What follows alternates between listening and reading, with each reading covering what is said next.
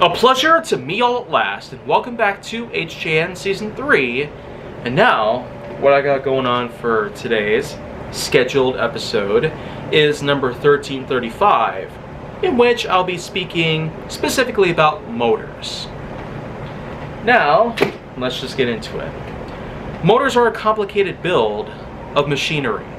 Hundreds or even thousands of parts are all individually fabricated with dozens of materials possibly involved.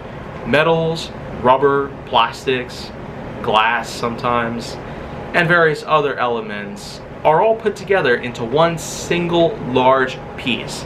A ginormous chunk of machinery that proved to be very revolutionary over 150 years ago.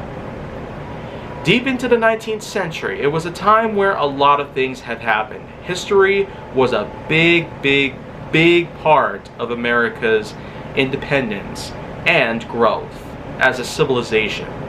A country where supposedly people can thrive, no matter who they are. And with all the things happening today, it'd be a little too easy for me to go into detail on what's going on right now. Considering how sensitive topics are, it'd be best to avoid them, for the moment at least. But regardless of how everything is going at the moment, or back in the day, motors have proven to be a piece of fine machinery, a piece of modern engineering, and a piece of cultural aspect beyond all comprehension.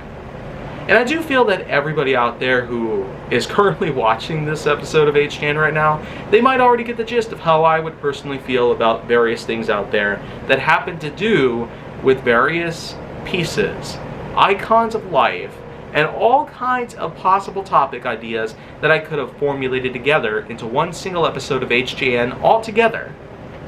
But yet, I do tend to keep a lot of these topics all up and out of the way.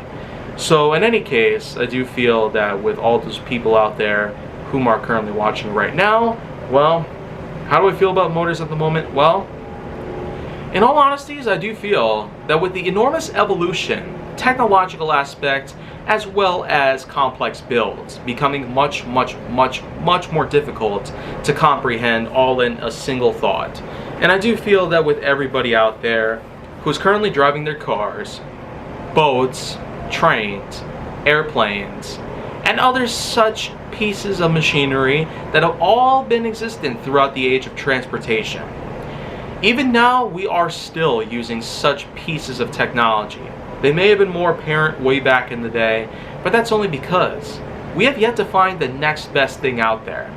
A lot of people would have suggested some things, including electric longboards, hoverboards, or possibly even the usage of bubble transportation and teleportation.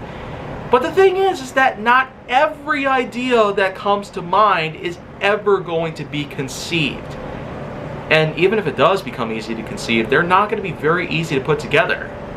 There's always the likelihood, somehow, some way, we'll possibly mess up, and science will become one of the biggest tragedies that humanity will have ever put together. And all the people that do insist that we do not use progress as a way to move on with life, they have yet to learn. Progress is what makes us a better society. It's what keeps us connected a lot more better than usual. It's what helps us thrive in ways that we never would have imagined that we could have been capable of doing. The past few 100,000 years that humanity's been around, especially with the fact that the Homo sapien is currently the latest known piece of evolution within the primate family, known as the human.